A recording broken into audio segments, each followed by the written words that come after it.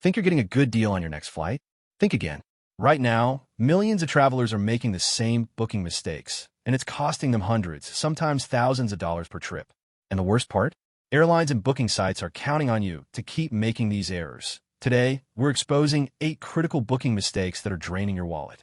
From the search engines that manipulate your results to the insurance traps that profit from your fear, we're pulling back the curtain on the entire flight booking industry. And I'm talking about mistakes so common that even experienced travelers fall for them. Things like booking strategies that seem smart but actually cost you more, payment methods that leave you vulnerable, and timing errors that can double your ticket price. Airlines and travel sites have spent billions perfecting these tactics while keeping passengers completely in the dark. But not anymore. Hit subscribe because this information could save you more money than any other travel video you'll watch this year. Let's dive into the 8 booking mistakes you must avoid if you want to fly smarter and keep more cash in your pocket. Mistake 1. Searching only one booking site. Picture this. You need to book a flight to Miami. You open Expedia, find a ticket for $380, and think, good enough. You book it, feel relieved, and move on with your day. But here's what you didn't know. That exact same flight was listed for $287 on Kayak, $295 directly on the airline's website, and $301 on Google Flights. You just overpaid by nearly $100 because you trusted one website. The truth is, flight prices vary dramatically between booking platforms. Each site has different deals with airlines, different fee structures, and different profit margins. Expedia might show you higher prices because they're taking a larger commission. Meanwhile, the airline's own website often has the lowest price because there's no middleman. Here's what smart travelers do. They use multiple search engines. Start with Google Flights for the overview. Check Skyscanner for budget airlines they might miss. Then verify the price directly on the airline's website. This takes 5 extra minutes, but saves you an average of $75 per booking. Airlines hate when you comparison shop, but that's exactly why you should do it. Mistake 2. Ignoring nearby airports. Here's a question most travelers never ask. What if I flew from a different airport? And that simple oversight cost them serious money. Let's say you live in New York and want to fly to London. Most people automatically search from JFK. But what if you check Newark or even Philadelphia? The price difference can be staggering. A JFK to London flight might cost $850, while Newark to London is $620 and Philly to London is $580. But here's what they don't tell you. The savings only work if you factor in your time and transportation costs. If getting to Philadelphia costs you $150 in gas and tolls, plus 4 extra hours of driving, you're not really saving anything. The solution is strategic. Look at airports within a 2-hour radius. Check both your departure and arrival cities. Flying into London Gatwick instead of Heathrow can save $200. Flying into Oakland instead of San Francisco, another $150 saved. Use Google Flights Nearby Airports feature. It shows you all the options at once, and suddenly that expensive route has 5 cheaper alternatives. This alone can save you $200 to $400 per international trip. Mistake 3. Booking too early. There's this popular myth that booking flights 6 months in advance gets you the best deal. It sounds logical, right? Early bird gets the worm. But in reality, booking too early can cost you just as much as booking too late. Airlines use something called yield management. They adjust prices constantly based on demand predictions. When a flight first opens for booking, prices are often higher because airlines are testing the market. They're seeing who's desperate enough to book that far out. The sweet spot for domestic flights is 6 to 8 weeks before departure. For international flights, it's 8 to 12 weeks. Studies from travel data companies like Hopper and Skyscanner confirm this consistently. But here's where it gets interesting. Airlines know you know this now. So they've started playing games with the timing. They'll spike prices randomly to create panic. They'll drop prices suddenly to clear inventory. The real hack? Set up price alerts on Google Flights or Hopper. Book when you see a price drop of 15% or more below the average. Don't marry yourself to a timeline. Be flexible, be patient, and let the algorithm work for you instead of against you. Mistake 4. Paying with debit card. Here's a mistake that seems harmless until disaster strikes. Paying for flights with your debit card instead of a credit card. And I'm not talking about credit card points or miles. I'm talking about protection that could save you thousands. When you book with a credit card, you get automatic travel protections most people don't even know exist. Trip cancellation insurance, baggage delay coverage, travel accident insurance, even rental car collision damage waiver. These protections are worth $500 to $2,000 per trip. But here's the critical difference. Debit cards pull money directly from your checking account. If the airline goes bankrupt, if there's fraud, if you need to dispute a charge, your money is gone. With credit cards, you can file chargeback. The credit card company investigates, and you don't lose anything while they sort it out. Real-world example.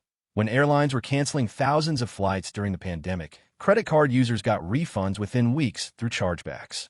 Debit card users? Many waited months or never got their money back. Always book travel with a credit card. The protections alone are worth more than any minor convenience of using debit. Mistake 5. Not checking airline direct. After you search Expedia, Kayak, and Google Flights, there's one more crucial step most travelers skip: checking the airline's website directly. And this oversight costs them money, flexibility, and customer service quality. Here's why booking directly matters. First, airlines often match or beat third-party prices. But more importantly, when something goes wrong, you want to be in the airline system, not stuck between a booking site and the airline playing hot potato with your problem. Misconnection? Flight canceled? If you booked through Expedia, the airline says call Expedia. Expedia says call the airline. You're trapped in customer service hell while your vacation clock ticks away. But when you book direct, you're the airline's customer. They can rebook you immediately. They can comp you a hotel. They can upgrade you if space opens up. Third-party bookings get none of these benefits. Some airlines like Southwest don't even appear on third-party sites. You're missing entire options by not checking directly. The smart strategy: use aggregator sites to research, then book directly with the airline. Best of both worlds, maximum flexibility, and usually the same or better price. Mistake 6. Booking separate tickets on same itinerary. This mistake looks like genius on the surface, but turns into a nightmare in practice. Here's the trap. You're flying from Boston to Bangkok with a connection in Tokyo. You find a Boston-Tokyo flight for $400 and the Tokyo-Bangkok flight for $250. That's $650 total. But the direct-through ticket is $800. So you book them separately to save $150. Congratulations, you just gambled your entire trip on perfect timing. Here's what airlines don't tell you. When you book separate tickets, they're separate contracts. If your first flight is delayed and you miss your connection, the second airline owes you nothing. Zero. You'll have to buy a whole new ticket at last-minute prices, easily $600 to $1,000. And that savings of $150? Gone. Plus you're out hundreds more. The only time separate tickets make sense is when you have a very long layover, like overnight or 12-plus hours, giving you a huge buffer for delays. Real travel hackers know this rule.